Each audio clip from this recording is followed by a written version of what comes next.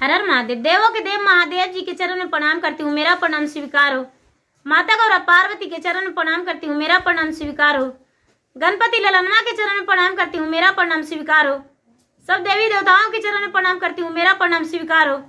गुरु भाई बहन, मैं कथा सुनाने जा रही हूँ, इस कथा को पूरा सुनिए और रहस्य जानिए। हर हर महादेव, घर घर महादेव। गुरु भाई बहना, एक राजा थे, उनका 7 रानी थी, लेकिन वो राजा का एक भी कोई रानी से संतान नहीं था। 6 रानी को राजा बहुत प्यार करते थे। 6 रानी जो थी राजा का प्रिय रानी थी, लेकिन जो छोटी वाली रानी थी वो रानी राजा को नहीं भाती थी। राजा उसे बिल्कुल प्यार नहीं करते थे। 6 रानी के नौकरानी बन के छोटी रानी रहती थी। गुरु भाई बहना, वो जो राजा थे, राजा अपने राजमहल में बड़े उदास बैठे हुए थे और एक साधु महात्मा आए, राजा को बोले, हे राजन, आप इतने उदास क्यों? आखिर क्या बात है जो आपका चेहरा पे मुस्कान नहीं? क्या बात है जो इतना मूर्छित रहते हैं? मैं तो कई बार आपके राजमहल में आया हूं, लेकिन आप हर बार इसी प्रकार उदासी रहते हैं। क्या कारण हो सकता है? बोले, महाराज मैं क्या बताऊं? मैं कहूं तो क्या कहूं? मेरा 7 रानी है, लेकिन संतान एक से भी नहीं है। इसी कारण मैं दुखी रहता हूं। मुझे कोई खुशियां भाता नहीं। गुरु भाई बहना, एक दिन जब राजा ऐसा साधु महात्मा ऐसा बात सुने तो कहते हैं कि हे राजन, बगीचे में एक आम का वृक्ष है, उसमें आम का फल है। जिस आम में, जिस घौद में 7 फल रहे, डंडे से झाड़ के और आम चुनकर लाकर अपने पत्नी को खिला देना, तुम्हारा पत्नी का संतान हो जाएगा। बोले, ठीक है महाराज। राजा ने तनिक देर नहीं किए और फल लेकर, डंडे लेकर चले गए बाग में और आम को झाड़ लिए और झाड़ के गिरा के और दे दिए अपने रानी को और बोले कि लो, 7 रानी ने बांटकर खा लेना एक एक।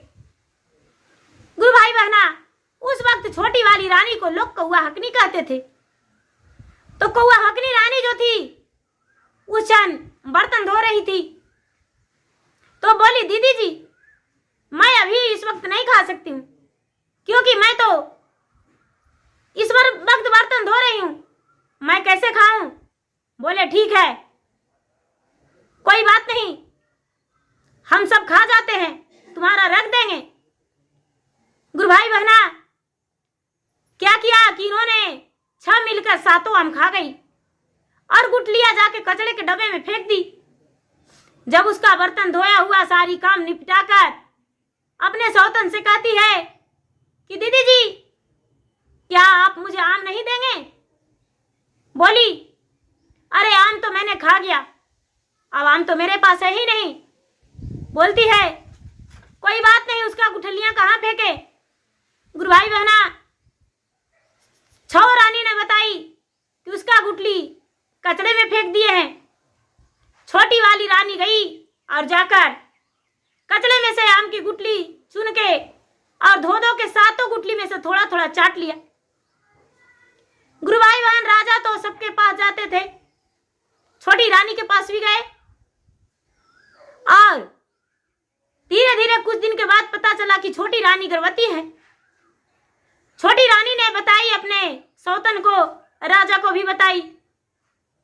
7 सौतन, जो सौतन थी वो बड़ी दुखी रहने लगी कि ये कौआ हकनी गर्भवती रह गई, ये राजरानी बन जाएगी, राजमहल की रानी बन जाएगी, ऐसा कभी नहीं होने देंगे।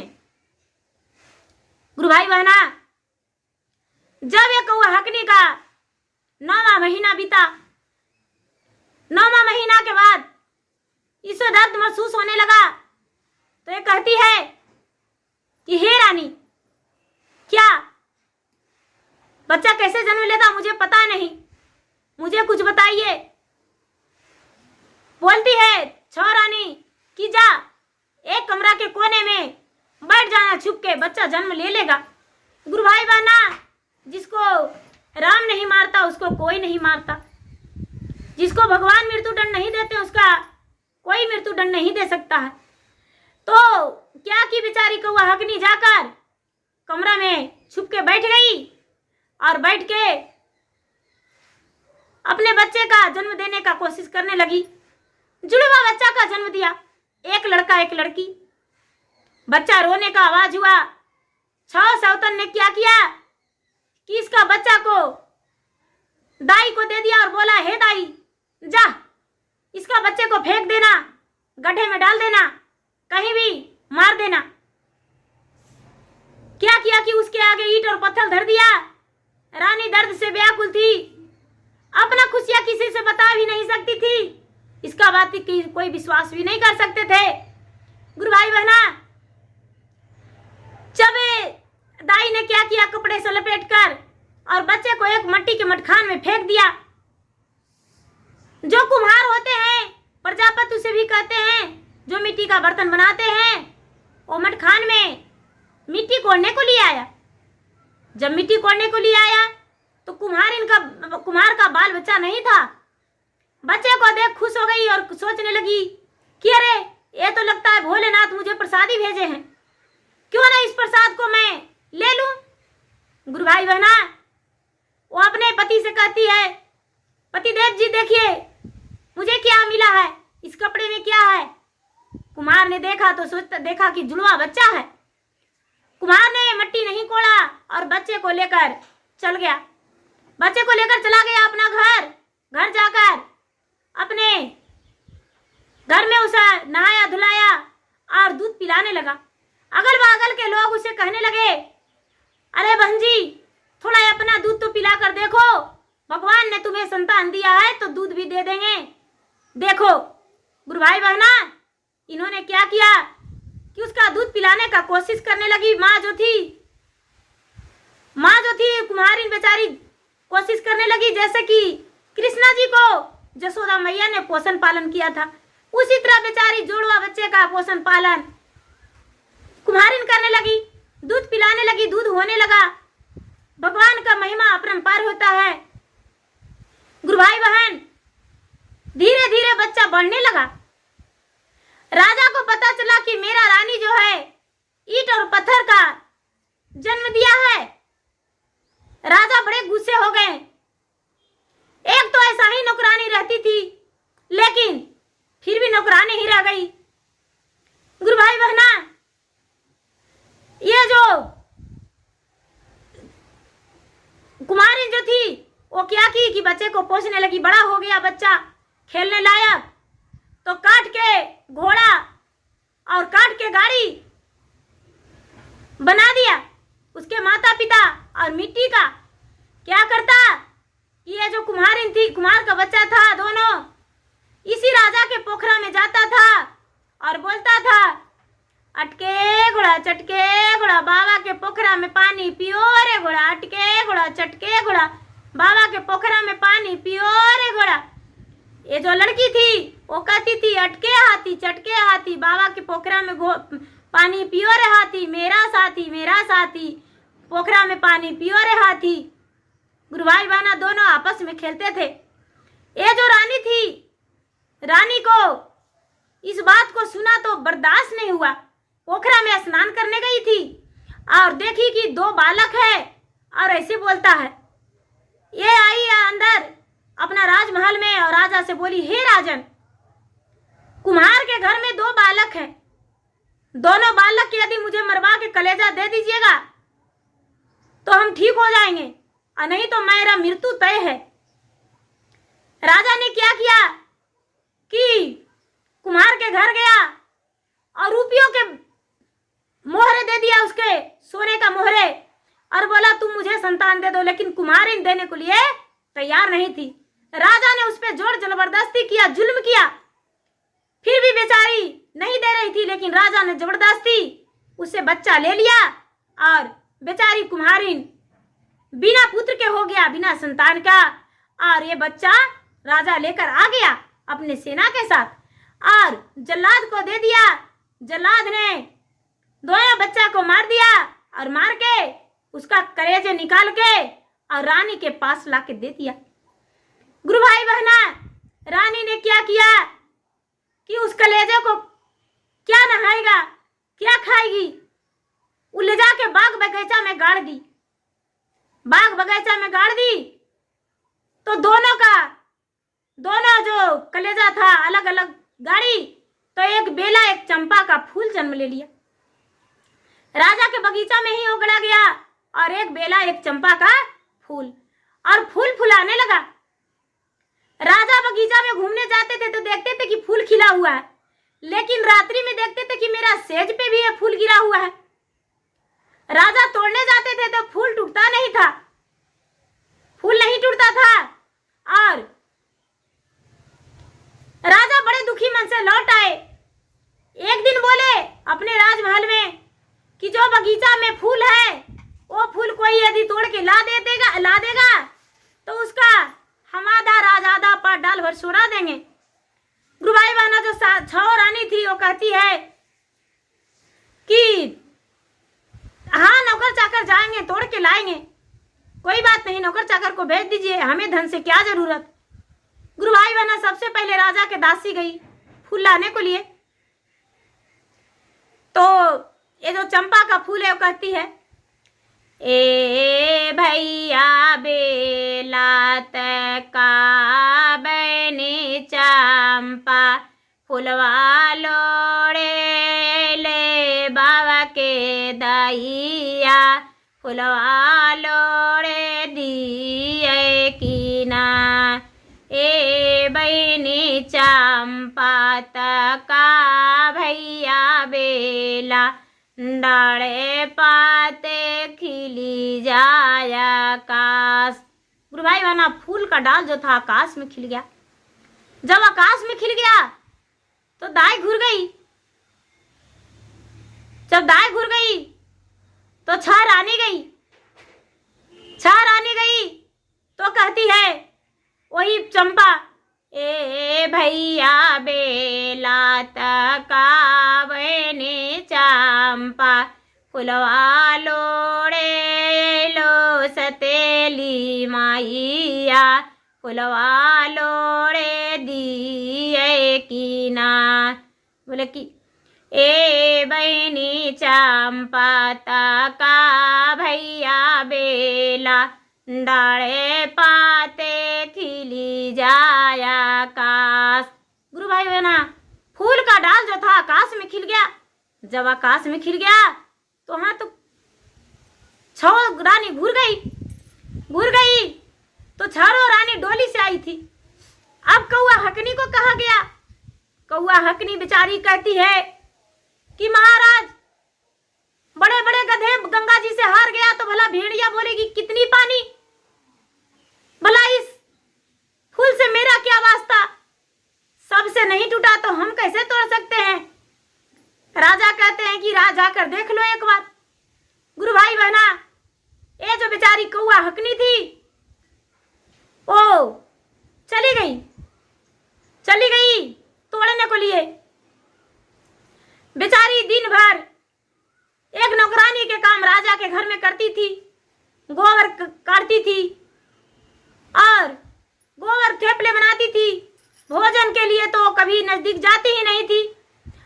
वो बेचारी जो भी काज करती थी वो सब इसी प्रकार करती थी जो कि नौकरानी का काम हो। गुरु भाई बहना, जब फूल तोड़ने को लिए गई तो इसके पीछे पीछे छह रानी भी गई, नौकर चाकर भी गए, सबके साथ जाते थे, राजा भी गए। तो दूर से ही नजर पड़ा तो ये कहती है छह रानी चंपा के फूल, ए भैया बेला तका बनी चंपा फुलवा लोड़े ले अपन मैया फुलवा लोड़े दिए कीना। ए बोला, ए बहनी चंपाता का भैया बेला, डाढ़े पाते भुइया लोरी जा। गुरु भाई बहना डाढ़ पात उसका पूरा भुइया लोर गया। ये जो बेचारी कौआ हकनी थी, कौआ हकनी खोइछा भर फूल तोड़ के और छोड़ दी डाल को। डाल आकाश खिल गया।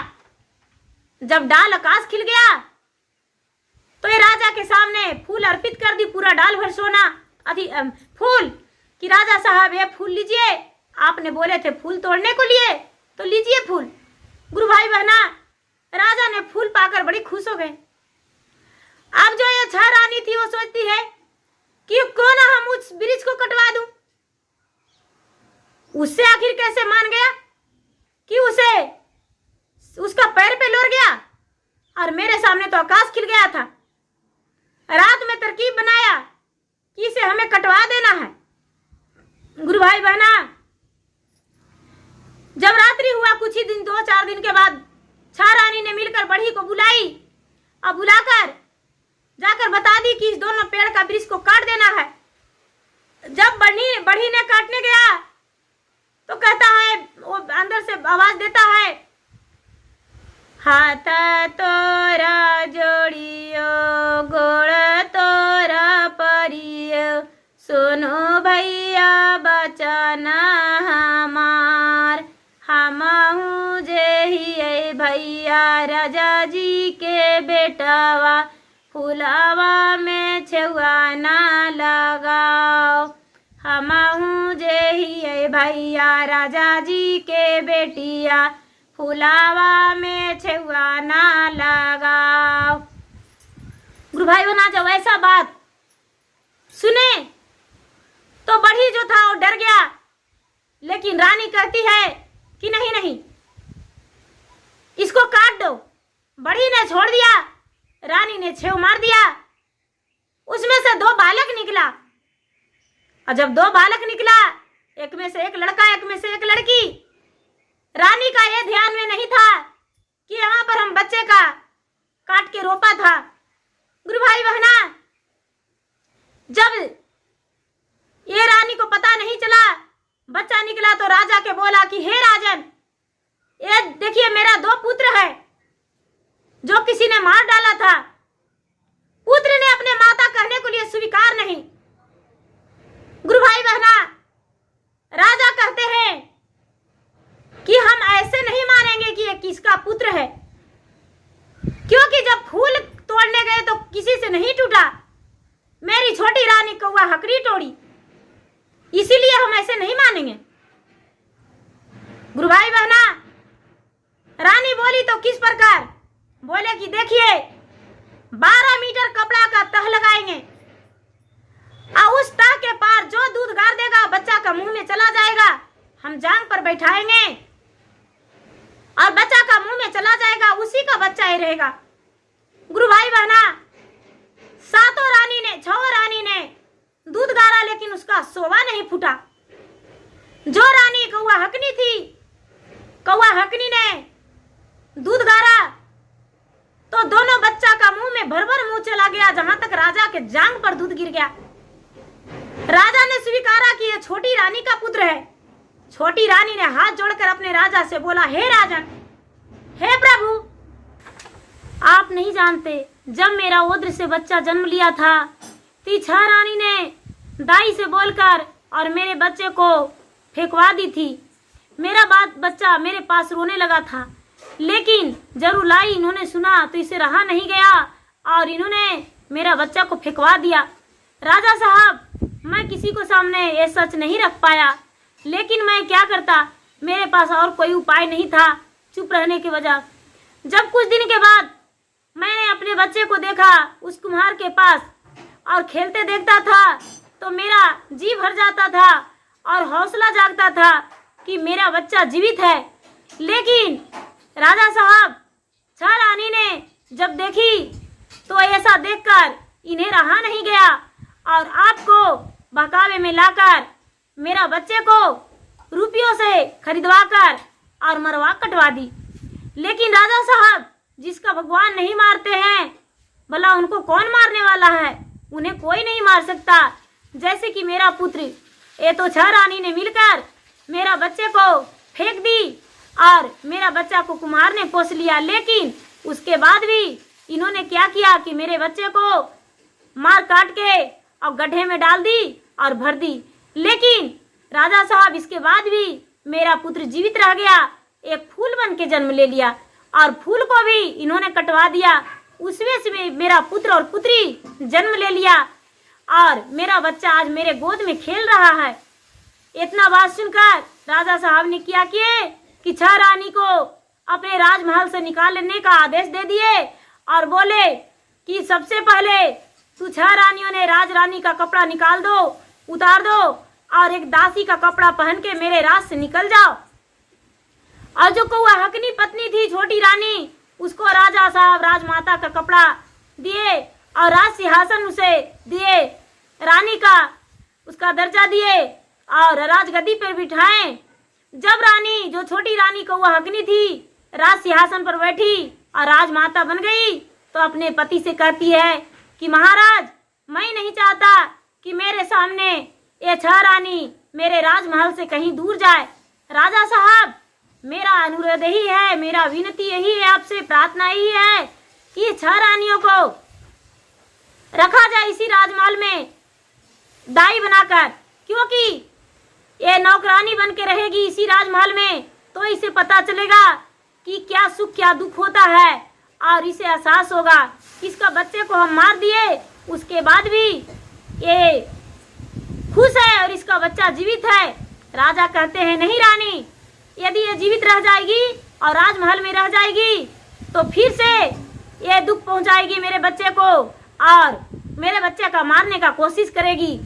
राजरानी कहती है बेचारी कौआ हकनी, जो कौआ हकनी के कामदाई के काम करती थी, वो बोली नहीं राजा साहब, इनके साथ साथ दाई को भी घर से निकाल दिया जाए और इन्हें घर में रख लिया जाए, क्योंकि मेन जो गुनाहगार थी वो दासी थी।